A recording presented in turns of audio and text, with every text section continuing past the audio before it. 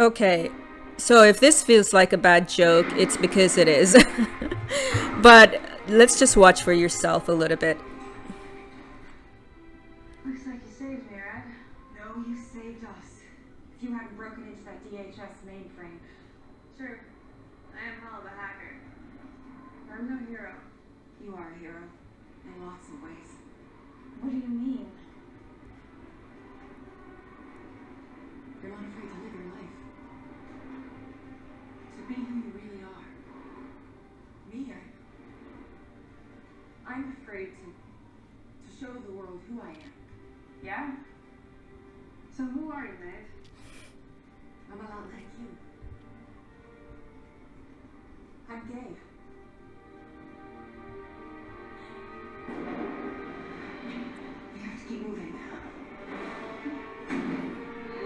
Cut! Brilliant! Yes, that was absolutely brilliant. Gang, let's check that. And ladies and gents, it is a wrap for today. Good job, people. That was so great. To the party AM people, thank you. Hey, Marty, play that back, please. You enjoying this? Yeah. Josh rewrite really sings, huh?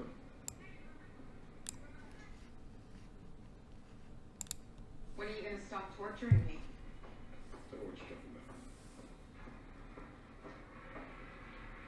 If I promise to never see her again, will you stop?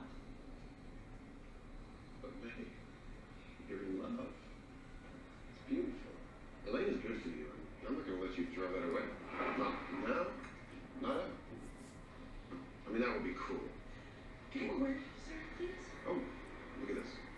Look at these strong female lesbians. Hmm? I'm inspired. You inspired? Oh, yeah. Girls, get it on. Done. Girls, get it done. Sure do, actually. Sir, please, it's urgent.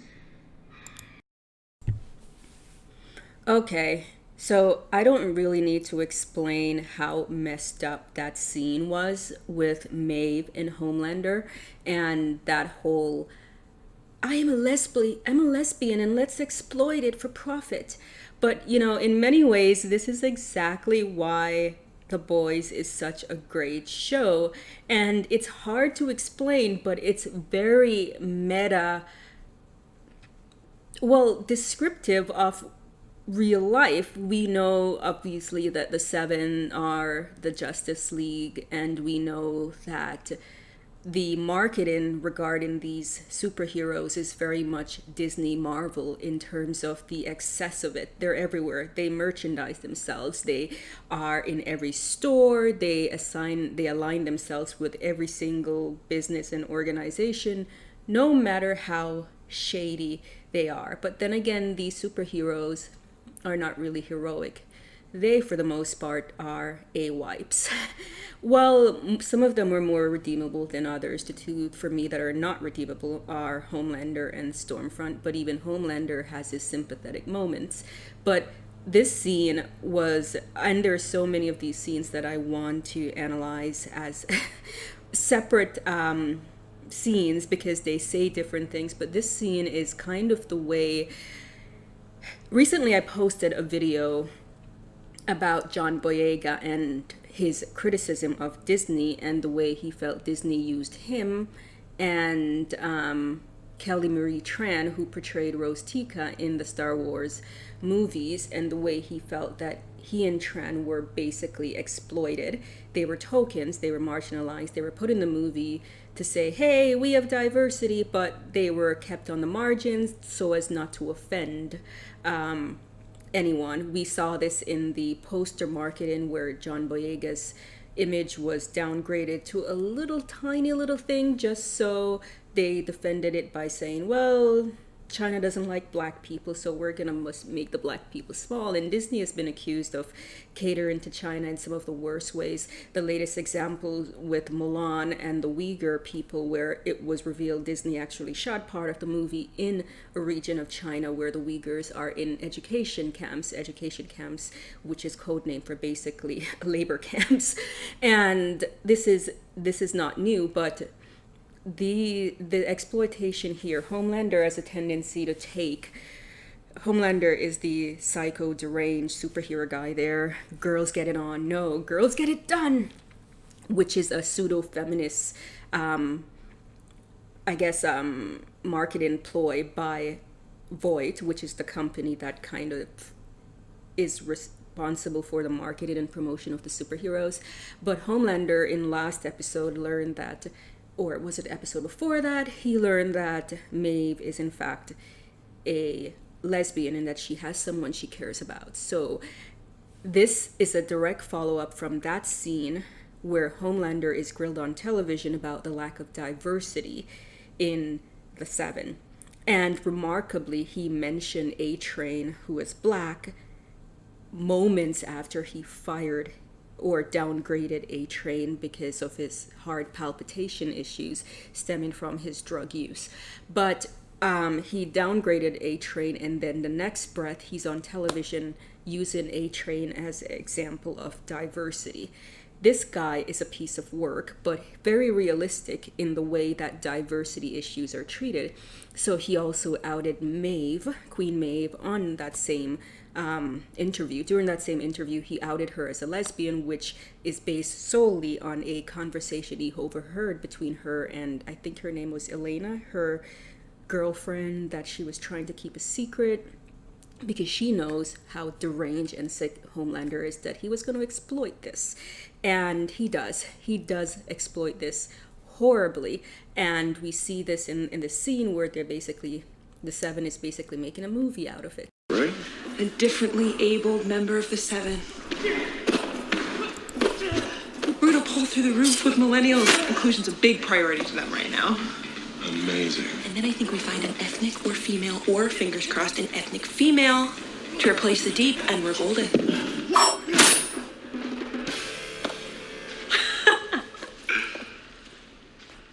Homelander, wow, it's an honor, sir.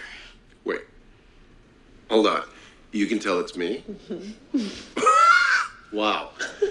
That's impressive. Now, you don't need super eyes when you have super ears. Can I just say, that is amazing. And you, my friend, are a true hero. Not because of what you do for a job, but because of what you've overcome. Thank you. That means everything coming from you. Oh, stop it. Come on. Hey, guys, I just have one question, if that's okay. Yeah. Yeah? Yeah. All right. So, what happens if, I don't know, I do this?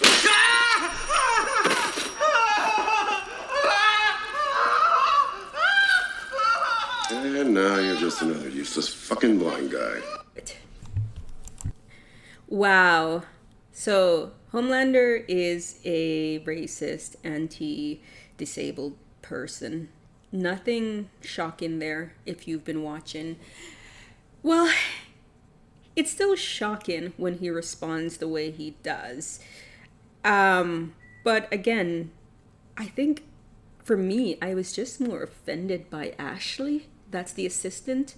I was more offended by her because she just was so excited that they got a disabled ethnic minority superhero who was clearly a stand-in for Daredevil. And I don't know what this says about the creators' opinions of the Marvel Cinematic Universe, where, you know, infamously their heroes are more boy and girl next door types, whereas DC tend to have gods. And Daredevil is another perfect example of this.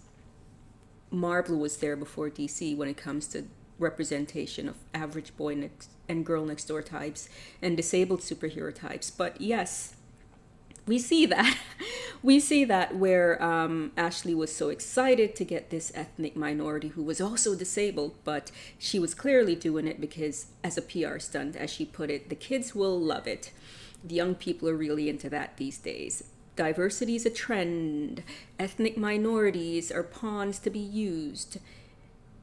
In a way, I don't agree with what Homelander did clearly, but I am glad that he wasn't allowed in, because quite frankly, I would much rather not see a token marginalized minority. And Homelander's treatment of A-Train is a perfect example of everything that's wrong with that.